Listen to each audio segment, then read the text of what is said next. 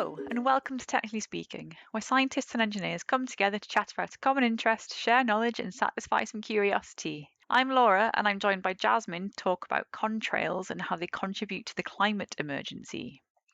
So, Jasmin, you're working on this at the minute as a researcher at Imperial College London. So, why is it important to study these? Contrails are the white.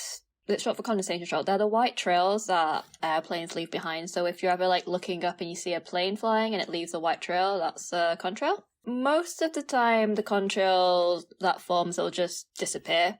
But when they don't, they can grow into cirrus clouds, which are really good at trapping heat. And it's estimated that in the aviation sector, around half of the actual global heating caused by the sector is from contrails alone and not just the CO2 from when they burn fuel. Wow, so you always think that it's CO2 emissions that are the problem. I never considered that the contrails could contribute as well. I mean, I just thought they were, as you said, streams of water vapor that condense along the wings of the plane from the air compressing, and they're just totally harmless because they're just condensed water. Yeah, I mean, generally they are harmless. It's just when they stick around. So there's a term that's used in the air. It's called persistent contrails. So they're the kind where they don't disappear, but they then they just grow, and then that's when they really trap heat. So am I right in my description of how they form, or have I got that completely wrong?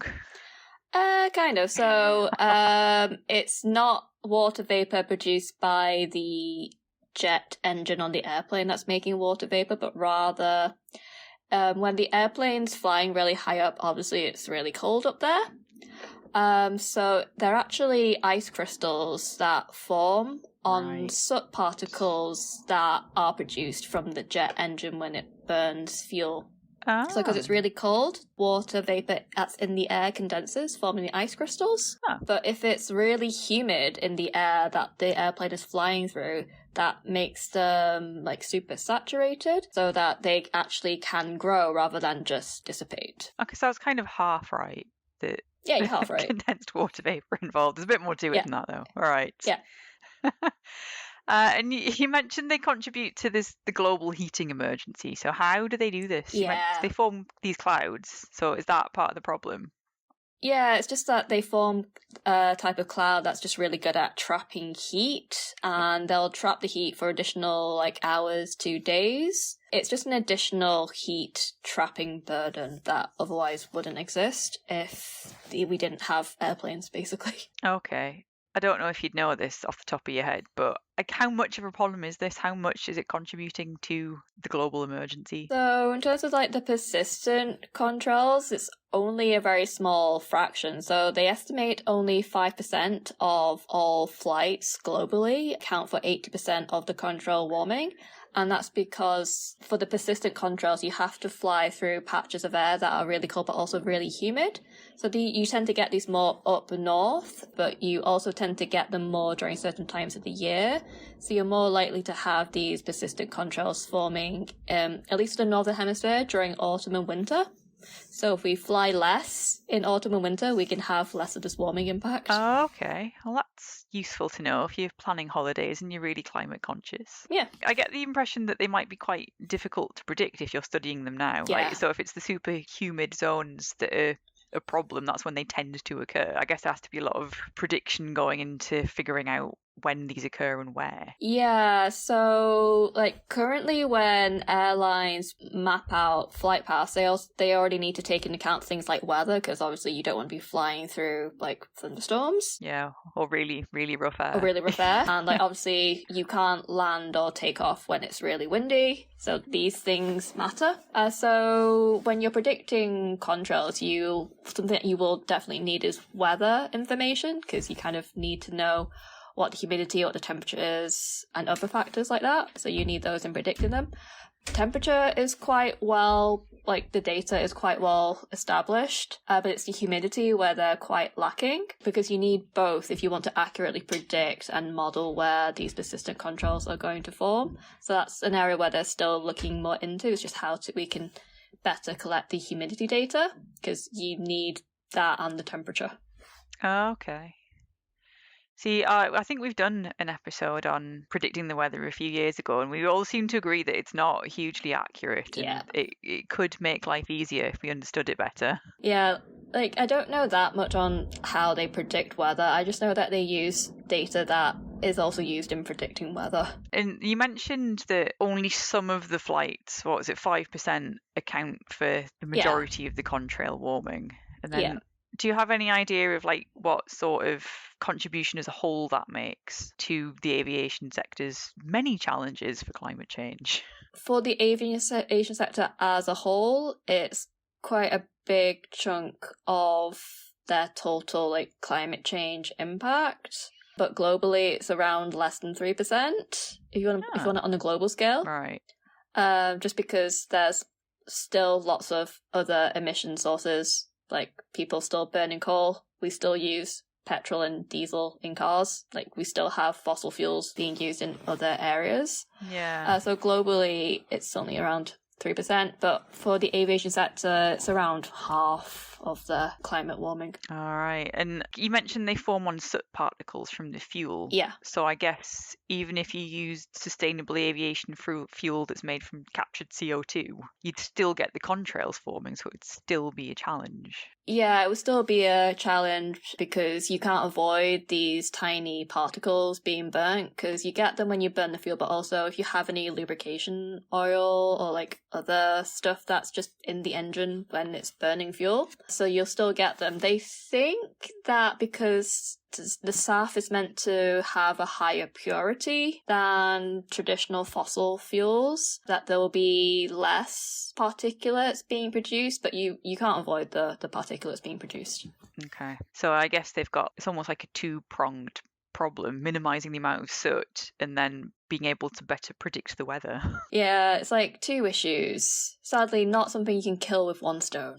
No. But then if you say there's research happening to look into this, like, what is the incentive for the airlines to do it, thinking with my engineer's hat on? Yeah, so the incentives for airlines, so obviously they have incentives to use sustainable aviation fuel because it's a reduction in the CO2 that is being emitted. But for contrails, it's more about the bigger picture stuff, because it's about all the warming being caused by the aviation sector. And it's quite an easy area where the airlines can make a really big cut to the total warming, because if you just avoid these really cold and really humid patches of air, you can reduce the impact from the warming from contrails by quite a lot. So from that perspective, there is an incentive. It's just how they can then achieve it and then communicate to customers that, this flight you're going to take, it's going to have this much lower emissions or this much lower warming because we're doing all this cool stuff to avoid contrails. But I guess they'd only do it if there was some sort of like financial incentive to do so, like convincing customers that they're more environmentally friendly, or conversely that they might get fined. Yeah. So say they do fly through that patch of air that produces the humid zone that creates the contrails that contribute to the climate emergency. It's a bit of a mouthful. Yeah. Like, who's to know that they did that or didn't do that? Is anyone watching them? Yeah, there are people watching. So some of the people that I work with, they work more on the side of like trying to develop codes that can then be used to predict contrails, but also just measuring contrails. So they use a lot of data collected by satellites. Satellite resolution, especially the image resolution, has improved a lot, so that contrails that are maybe a kilometre wide or less are visible with satellite imaging. There's also a network of cameras around the world, which I think wasn't originally set up to capture images of asteroids and meteorites. But they're also really good for taking pictures of contrails because they just point upwards towards the sky. So there's lots of different ways of just like actually visually capturing evidence of contrails. Oh, okay. So it's not something that an airline can be like, no, that wasn't us. Because like you may have like checked out, I think it's called Flight Radar, but you can actually track pretty much all commercial airlines and flights that are flying through the sky and what their flight paths are. So it's pretty easy. Just need one and the other. Well, that's reassuring. So I guess at some point, once they've gotten to the point where it's, I guess, relatively easy to predict these humid zones, you could end up being fined quite a lot for flying through one unless you had a very good reason to. Yeah, possibly. I mean, the reasons to fly through it really depends on whether or not it's kind of like a cost benefit of, okay, what is the benefit of avoiding this humid and cold patch of air and avoid the contrail versus the extra fuel you would need to burn, because you would typically would have to fly higher versus the extra fuel burns. And most of the time it's a very small increase in fuel burnt. So from a financial and fuel perspective, it would make sense. It's just how that can then get communicated within the airline company that it's something that the pilot needs to do and consider. Who would have thought that? Because you often hear that pilots just kind of, once they're up in the air, they don't need to do anything. They don't need to fly the plane at all. The plane just kind of flies itself. No, they do have quite a lot of autonomy. So if there's something that they get informed with along the way, usually by like weather or something else, they do have quite a lot of autonomy to then decide, okay, what am I going to do? I was once on a flight in China, and basically we had to get redirected to another airport because basically the airport we were trying to land at was too congested. So the pilot had to take us and made a decision to take us to another airport, and we just sat on that tarmac for 2 hours. Oh. And then he tried to take us back. Yeah, I've been there before as well. The airport shut because of snow, so we got diverted and had to sit on the tarmac. Ooh. The really annoying thing is we could have gotten a train between the airports quicker than we were sitting on the tarmac, trapped. That's the thing. The thing is they can't let you off the airplane. I know. Yeah, it's a really annoying thing.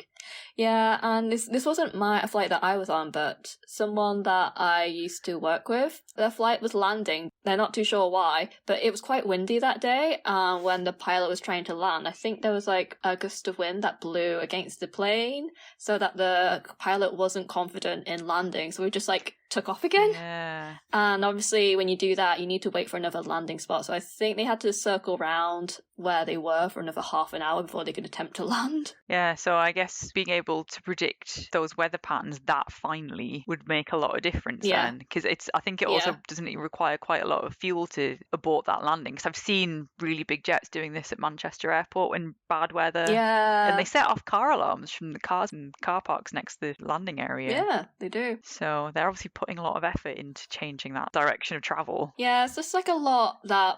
So, like, yes, because the pilot's the one that's in charge of the airplane, so they're in charge of actually, like, what happens, and they're not just, like, sleeping while the plane's on autopilot. But, yeah, like, their job could be made a lot easier in terms of what they need to do if we had the better weather data. And I'm reassured now, because I've actually let my passport lapse because I'm not travelling anywhere near as much as I was, partly because they often say that it doesn't really matter how much you try and minimise your carbon footprint at home. As soon as you get on a plane, that's basically like any attempt you made to be sustainable totally negated. So I haven't been flying. Yeah, like, I know quite a few people who are also like that. I think I met someone who hadn't been on a plane, and basically they had a child. When you have a small child, it's quite difficult to travel by airplane because it's just a lot. Oh, yeah. So I think they hadn't traveled for like 13 years, but they were considering taking their child on a flight somewhere a bit further than you can get to by train. Because, again, if you have a child, the overnight trains can be also taxing. Which is the less worse option. Yeah, it's like, what's better, the environment or your sanity? Yeah. Yeah, so I can see a future now where all airlines are using sustainable aviation fuel made from captured CO2 or other sources, but not from fossil fuels. Yeah. And they're also able to predict the weather patterns so fine that they can totally avoid these super humid zones. Yeah. So the climate impact of flying would then be negligible, I guess. Yeah, it'd be like a lot smaller than what it is now for sure. There's still going to be like that embodied impact from the sustainable aviation fuels, and there will still be some small contrails being formed. It's just whether or not they're the persistent ones. So it would be definitely a lot lower than what it is now, but it's definitely reassuring for people who are really concerned about aviation and flying, but at the same time still want to travel around. Yeah, so maybe in the future I will be travelling a little bit more. There are still places I would like to go and see. Yeah, I have family in another continent, so I kind of have to see them physically. And like, do you feel kind of bad every time you get on a plane? Like, oh, I don't want to do this. I mean, I'm just not looking forward to sleeping on an airplane. Well, there's that as well, yeah. Yeah. There are many other ways air travel could be improved beyond the climate problem. Yeah, definitely. It's just that the things that make flying nicer are actually worse for emissions, because like it is definitely much nicer flying in business class, because I did get the opportunity to travel business class twice, and it's really nice. It's just your emissions are triple that of economy. Yeah, because you're taking up more space. Yeah. But yeah, I mean, economy seems to have, the seats, I swear, they've gotten smaller and you get less leg room. Yeah. It just makes it unpleasant. Plus, I really hate waiting around in airports because I feel like airports aren't designed for waiting in, they're designed to torture you. But some airports, they have really improved, because the airports are really popular as transit airports, so Hong Kong, Singapore, Amsterdam. They've actually like added spaces where you can actually take a nap. Ah, nice. Yeah, I do like Schiphol Airport. It's one of the few that I don't mind waiting around in. It feels more like a fancy shopping mall than an airport. It's quite spread out. Yeah, it really does. Yeah, and I think it's Singapore Airport where there's literally a spa that you can go into if you have a really long layover. Ah, nice. Yeah, that does sound more appealing if you can afford all these extras, I guess. Yeah, exactly, yeah. It sounds like that's probably a good place to leave it. We're just talking about random airports now. Nothing wrong with a random airport. No, but we did start off talking about why contrails are a problem that seems to quite significantly contribute to the aviation sector's climate change challenge. Yeah. And I'm, as I say, reassured to know that there's research being done to figure out these super humid zones that planes shouldn't fly through, because that's what contributes so much. Yeah. All right. And if you enjoyed this episode, we would love it if you would give a bit of a contribution to our tip jar. And we will see you next time. The views expressed in this podcast belong entirely to the person that said them. They do not represent any industry or organisation. If you enjoyed listening to these views, it would really help us out if you could rate us, leave a review and tell a friend. This podcast was sponsored by no one, but if you're interested in funding us to continue to have frank discussions about science and engineering, please get in touch.